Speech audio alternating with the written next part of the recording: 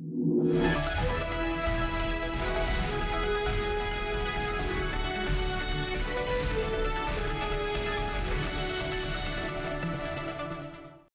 and a very warm welcome to Crypto Weekly Wrap, where we get you latest news and updates of top events from Cryptoverse that happened in the past week. I am Ruchi Sharma. नमस्कार, मैं Sandeep कसालकर 3.0 TV के इस खास show crypto weekly rap में आप सभी दर्शकों का स्वागत। आइए देखते हैं क्रिप्टो की इस दुनिया में क्या कुछ खास हुआ है। बिल्कुल। Cryptocurrencies edged lower this week, giving away some of their gains made in July as investors fretted over deepening signs of weakness in the US economy, the world's biggest, amid Federal Reserve's resolve to hike lending rate at an aggressive pace to cool inflation. Midweek sentiments for riskier assets, including cryptocurrencies, turned sour on worries over escalating Sino-US tensions ahead of US House Speaker Nancy Pelosi's visit to Taiwan. China has spent weeks warning her not to make the trip since Beijing officially claimed Taiwan as part of its territory. Investors took a sigh of relief after Pelosi's visit did not result into a major escalation or disruption in trades. By the end of the week, cryptocurrencies turned positive, though Bitcoin and ETH, two of the biggest cryptocurrencies, were set to post of over loss of 3% for the week. तो जो हमने देखा कि बहुत लंबा दौर चला एक बेरिश मार्केट का और बहुत ज़्यादा सभी जो क्रिप्टो करेंसीज हैं वो गिरी रही हैं, लेकिन लास्ट वीक थोड़ा सा हमने पॉजिटिव मूव देखा था कि बिटकॉइन ने $24,000 का जो है वो मार्क को टच किया।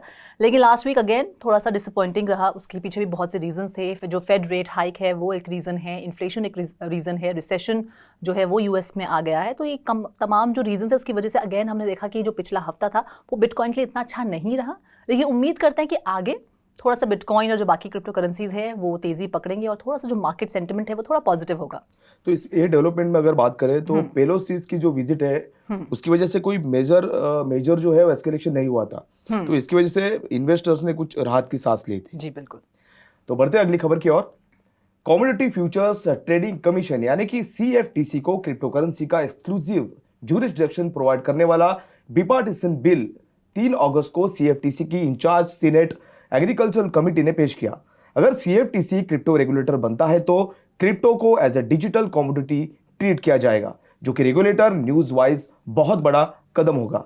तो रुचि, रेगुलेशन के लिहाज से अगर ये देखा जाए तो ये बहुत बड़ा कदम है, क्योंकि ये जो अगर ये बिल पास हो जाता है तो CFTC को जो है वो क्रिप्टो करेंसी का एकमात्र रेगुलेटर कहा जाएगा, ना कि सिक्योरिटीज की ओर रेगुलेटर की तरफ। और इसकी वजह से ग्लोबल जो मार्केट है उसके ऊपर भी बहुत बड़ा प्रभाव पड़ेगा। बिल्कुल, उससे ये होगा कि क्रिप्टो करेंसीज को एज अ कमोडिटी ट्रीट करना शुरू कर दिया जाएगा, क्योंकि SEC बहुत सी क्रिप्टो करेंसीज है जिसको कि वो सिक्योरिटीज ट्रीट करती है, लेबल करती है, जिससे कि बहुत सारी एक्सचेंजेस फिलहाल उन पर शिकंजा जो है SEC का थोड़ा कस गया है, क्योंकि वो उनके अंडर जो लिस्टेड टोकन्स और कॉइन्स हैं उन्हें वो सिक्योरिटीज कहती है कि आप सिक्योरिटीज हैं, ये कमोडिटीज नहीं है।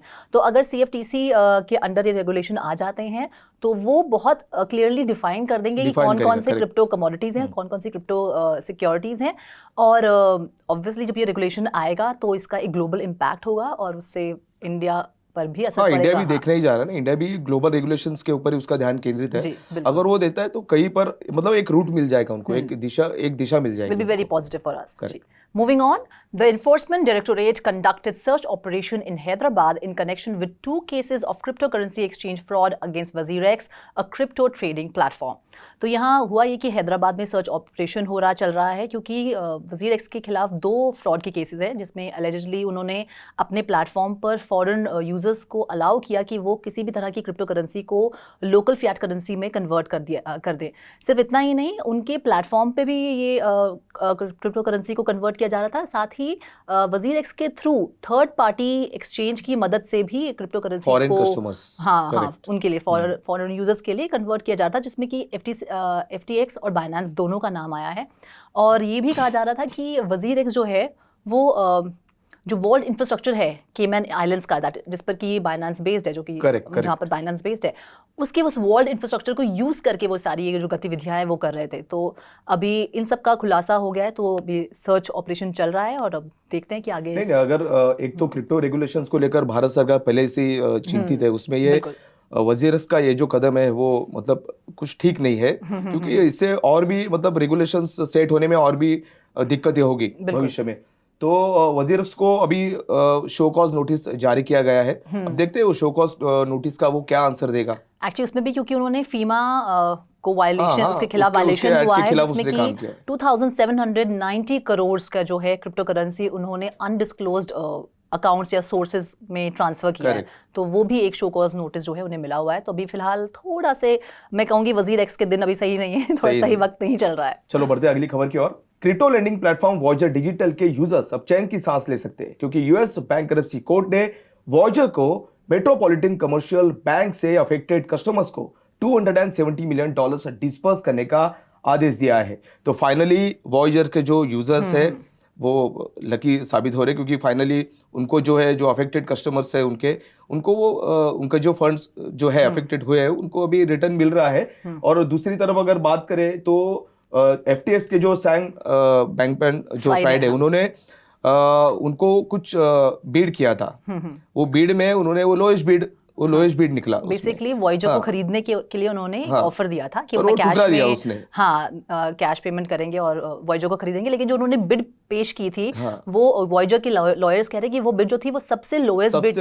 इनफैक्ट इनके पास बहुत सारे ऑफर्स है जो कि इससे बेटर ऑफर्स है, जो कि बिड्स बेटर है। और उनका ये भी कहना है कि सैम बैंकमैन-फ्राइड ने जो ये ऑफर दिया था वो सबसे खराब ऑफर था और वो ज्यादा एफटीएक्स के हित में था। They didn't think about Voyager digital, they were thinking about themselves FTX. तो अभी वो बाकी जो ऑफर्स हैं उनको कंसिडर कर रहे हैं और वो ये भी कह रहे हैं कि अगर बाकी ऑफर्स को कंसिडर किया जाएगा तो जो कस्टमर्स हैं, जो यूजर्स हैं, जिनका पैसा अभी फिलहाल वॉयजर में डूबा हुआ है, उन्हें 30% से ज्यादा जो है रिटर्न मिल सकता है। Correct. Moving on, Meta, the owner of Facebook, Instagram, and WhatsApp, has begun to roll out non-fungible tokens in 100 countries after integrating with Coinbase Wallet and Dapper. Meta posts its first ever quarterly revenue decline. Facebook parent Meta platforms plan to take on debt. तो यहाँ हुआ ये कि metaverse जो Meta है उसने अभी फिलहाल 100 कंट्रीज़ में जो है वो अपनी NFTs को रोल आउट करेंगे और इसका जो अनाउंसमेंट है वो उन्होंने फेसबुक पोस्ट से किया था। इसकी टेस्टिंग मई में हुई थी और अब फाइनली उन्होंने 100 कंट्रीज़ में NFTs रोल आउट करने का जो है अनाउंसमेंट कर दिया है। और कहा जा रहा है कि उन्होंने ये इसलिए किया है रेवेन्यू को अपने रेज करने के लिए, क्योंकि उन्होंने ये नोटिस किया है कि 2007 में जब फेसबुक लॉन्च हुआ था उसके बाद से अब जो है उन्होंने देखा है कि quarterly year on year quarterly जो उनके रेवेन्यूज है वो गिर रहे हैं। अब लास्ट ईयर 29.7 बिलियन डॉलर का जो है वो उनका रेवेन्यू था और इस साल जो सेकंड क्वार्टर में उनका जो रेवेन्यू है वो $28.8 बिलियन डॉलर है, यानी कि 1% का जो है वो डिक्लाइन हुआ है। और इसके साथ साथ अब मेटा ने ये भी अनाउंस किया है कि they will sell bonds to raise money. और ये इसलिए किया है क्योंकि हाल फिलहाल में उन्होंने रिपोर्ट किया कि उनको $2.8 बिलियन का लॉस हुआ है।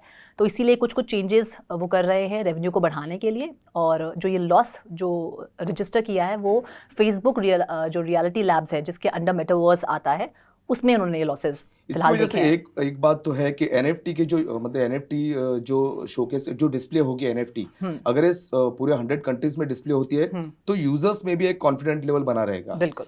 तो ये एक बात है, अच्छा कदम है इनका, जिसकी वजह से रेवेन्यू बढ़ेगा सबको, मतलब अच्छा और भी वो आगे टेक्नोलॉजी और वो आगे चलता जाएगा। बिल्कुल। चलो बढ़ते अगली खबर की ओर। माइक्रो स्ट्रेटेजी ने अपने सेकंड क्वार्टर में अपनी बिटकॉइन होल्डिंग्स पर $917.8 मिलियन का लॉस बुक किया। इस न्यूज के बाद बिटकॉइन बुल माइकल सेलर ने माइक्रो स्ट्रेटेजी के सीईओ पद से इस्तीफा दे दिया है। हालांकि वो कंपनी के एग्जीक्यूटिव चेयरमैन रहेंगे और बिटकॉइन को एक्वायर करने पर अपना पूरा ध्यान देंगे। इतने लॉस के बावजूद Michael Saylor remains bullish on bitcoin. तो अगर बात करें जो लॉस हुआ है जो सेकंड क्वार्टर में जो बिटकॉइन होल्डिंग्स पर इतना बड़ा लॉस हुआ है तो 917.8 मिलियन डॉलर्स का जो लॉस हुआ है वो उसके बाद माइकल सेलर ने सीईओ पद से इस्तीफा देकर अभी वो एग्जीक्यूटिव चेयरमैन के पोस्ट में गए। तो अभी इनका पूरा जो ध्यान होगा वो बिटकॉइन को कैसे एक्वायर करने का कैसे आगे लेके जाए, उसको कैसे करे, ये होगा। वैसे भी जो झुकाव है माइकल सेलर का बिटकॉइन की तरफ वो हम सबसे we all know about it. तो अभी पहले भी उनका माइक्रो स्ट्रैटेजी में उन्होंने सबसे ज़्यादा बिटकॉइन होल्डिंग उन्होंने की एक्वायर किए, लेकिन अभी जब बिटकॉइन का प्राइस इतना गिरा तो जो उनका नॉन ट्रेडेड बिटकॉइन था उसकी ऑब्वियसली वैल्यू गिरी, इसीलिए इतना ज़्यादा लॉस भी उनको हुआ। लेकिन he will continue to acquire bitcoins. और अभी जो उनके प्रेसिडेंट हैं फोंग ली वो अब करंटली सीईओ की पोजीशन संभाल रहे हैं। चलिए moving on. The cross-chain token bridge Nomad was hacked on August 1, where attackers effectively drained the protocol of all its funds. Nearly $200 million worth of cryptocurrency was stolen. Nomad bridge hackers sent back $9 million a day after the cross-chain bridge was compromised for $190.38 million. And in other news, Solana's $6 million exploit likely tied to Slope Wallet. तो यहाँ ये हुआ कि जो nomad bridge था उस पर $200 million का हैक हुआ, जिसमें से जो हैकर्स हैं उन्होंने एक दिन बाद $9 मिलियन जो है वापस कर दिए। और अभी भी ये उम्मीद है कि देखते हैं कि वाइट हैट हैकर्स जो हैं ये कितनी और जो है राशि वो वापस करते हैं। दूसरी तरफ सोलाना पर भी एक एक्सप्लॉइट हुआ जहाँ के यूज़र्स को बिना उनकी जानकारी के उनके जो सारे फंड्स थे वो ड्रेन हो गए। और कहा जा रहा है कि जो सारे फंड्स हैं वो हॉट वॉलेट से निकाले गए, जो कि फैंटम था, स्लोप और साथ में ट्रस्ट वॉलेट था। और ये भी फिलहाल सोलाना की तरफ से कहा जा रहा है कि हो सकता है कि एक क्लोज सोर्स स्लोप वॉलेट की वजह से जो है ये एक्सप्लॉइट हुआ हो, और इस एक्सप्लॉइट में $6 मिलियन जो है वो वर्थ ऑफ क्रिप्टो करेंसी जो है वो ड्रेन आउट हो गई है, और 9,000 वॉलेट्स जो हैं वो कॉम्प्रोमाइज हो गए। नहीं, जैसे आपने बोला $9 मिलियन वो 6 मिलियन जी नहीं, उन्होंने जो रिटर्न किए हैं, हैकर्स ने जो रिटर्न किए हैं, पर ये तो हार्डली 4.75% ही है। जी एक्चुअली हाँ, ये तो कुछ है नहीं, मतलब अगर रेशो की बात करें तो कुछ है नहीं, कुछ भी नहीं है। पर अगर पता नहीं, अगर समझो नोमाड आगे जाकर कुछ बाउंटी ऑफर करता है, जैसे लास्ट टाइम भी हम लोगों ने डिस्कस, बाउंटी ऑफर करता है, तो अगर वो तो फिर वो आगे बढ़कर और भी जो भी लॉसेस हुआ है वो उसको रिकवर कर देंगे, कर सकते हैं, बिल्कुल। लेट्स सी, अभी देखते हैं आगे क्या होता है। तो बढ़ते हैं अगली खबर की ओर। क्रिप्टो विंटर के कारण क्रिप्टो कंपनीज सर्वाइव करने के लिए स्ट्रगल कर रहा है। क्रिप्टो एक्सचेंज कॉइनफ्लेक्स ने कॉस्ट कटिंग के चलते ऑलमोस्ट अपने 50% स्टाफ को ले ऑफ कर दिया। वही ऑनलाइन ट्रेडिंग ब्रोकरेज रॉबिनहुड ने भी 780 एम्प्लॉयज यानी 23% स्टाफ के कटौती की घोषणा की है।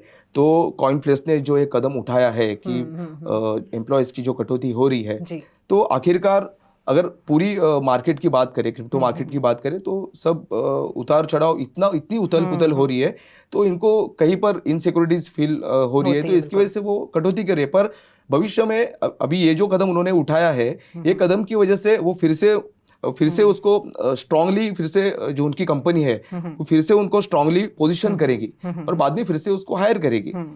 एक्चुअली ऐसा होता है बेयर मार्केट में, जब लॉसेस बहुत ज़्यादा होता है तो कहीं ना कंपनी ये सोचती है पहले एम्प्लॉयज़ को निकालने से पहले सोचते हैं कि कुछ कॉस्ट कटिंग कंपनी के अंदर ही कर लें और एम्प्लॉयज़ को ना ले ऑफ किया जाए। लेकिन देन आई थिंक ये शायद लास्ट विकल्प ही उनके पास रह जाता है। बट होपिंग कि आगे थोड़ी बुलिश मार्केट हो और बहुत से लोगों को एम्प्लॉयमेंट मिले, एम्प्लॉयमेंट बढ़े, डबल एम्प्लॉयज को हायर किया जाए। Hoping for that. तो आज के इस वीकली रैप में बस इतना ही। अगली बार फिर मिलते हैं क्रिप्टो वर्ल्ड की बिल्कुल नई खबरों के साथ। तब तक के लिए मैं Sandeep Kasalkar and this is Ruchi Sharma signing off. Do like, share and subscribe to 3.0 TV. Have a great weekend.